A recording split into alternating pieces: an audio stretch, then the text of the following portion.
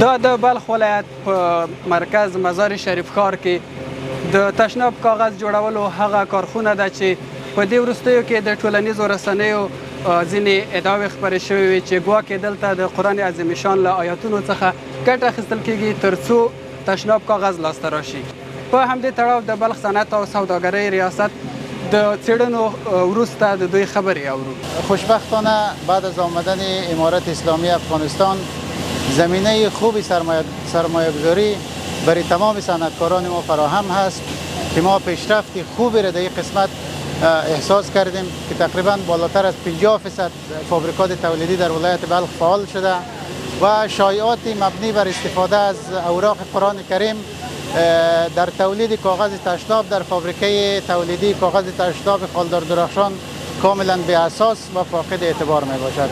قسمی که ما پروسه تولید را نظارت نمودیم و دیدیم در تمام مراحل تولید از اوراق قرآن کریم هیچ گونه استفاده صورت نمیگیره و در چندین بخش اینا مرحله صورتبندی خود دارند. اوراق قرآن کریم جدا سازی میشه، بعد از پروسه تولید استفاده میشه. ریاست صنعت تجارت ولایت بلخ برای تمام سرمایه گذاران چی در داخل چی در خارج هستند اطمینان میدهد که در افغانستان زمینه سرمایه گذاری کاملا فراهم هست و ریاست صنعت تجارت ادارات زیربط امارتی کاملا سهولت ها را به خاطر ایجاد سرمایه گذاری و ایجاد فابریکات تولیدی فراهم نموده است. خوشبختانه این روند روز به روز رو به رشد است و در هر فابریکه تولیدی زمینه اشتغال زایی بیشتر برای جوانان فراهم شده است. بل لور ته د یادې کارخونې مسؤلین د مغرضو رسنیو ادعاوې د هیواد د پرمختګ د دښمنانو منفي تبلیغات بولي او وایي چې د 15 میلیونه ډالرو په پانګونې سره 80 تنو هیوادوالو ته د کار زمینه برابره کړې چې ډیری د بهرنیو هیوادونو څخه راستنه شوي دي. مسؤلین دغه راز زیاتوي کوم ضایعات چې له ښاره د دوی لاسته راځي د تولید تر ماشینونو له رسیدو مخکې 4 ځایه پلټل کېږي تر څو د قرآن کریم نسخې ترې جلا کړي.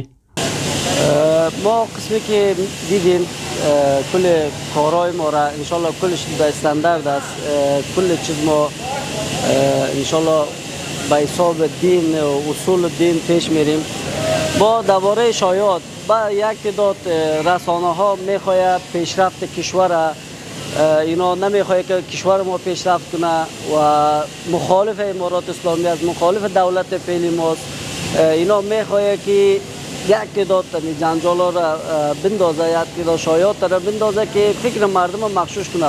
انشالله الحمدلله امارات اسلامی در حساب تجارت دیگه همراه تجارت همکار هستند، هیچ نوع مشکلی ما نمیبینیم. ما بالای 5 لک دلار بالا سرمایه گذاری کردیم. کسایی که از ایران آمده از پاکستان مهاجر آمده ما کار سرمایه گذاری کار برشان فراهم کردیم. ما تعداد 60 الی 70 نفر ما کارمند داریم.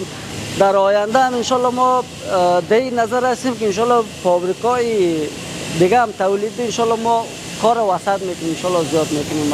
په ورته وخت کې هغه کارګران چې په یادې کارخونې کې کار کوي خوښي څرګندوي چې د هیواد دننه ورته د کار زمینه برابره شوې ده.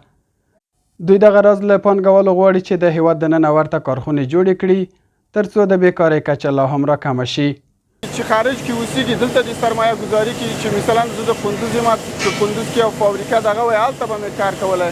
اوس مثلا هلته داسې کاروبار ضعیفه دی، راغلی یم دغلته فابریکې شته یو څه، دغلته مې ورځ و شپه سبا کېږي کار.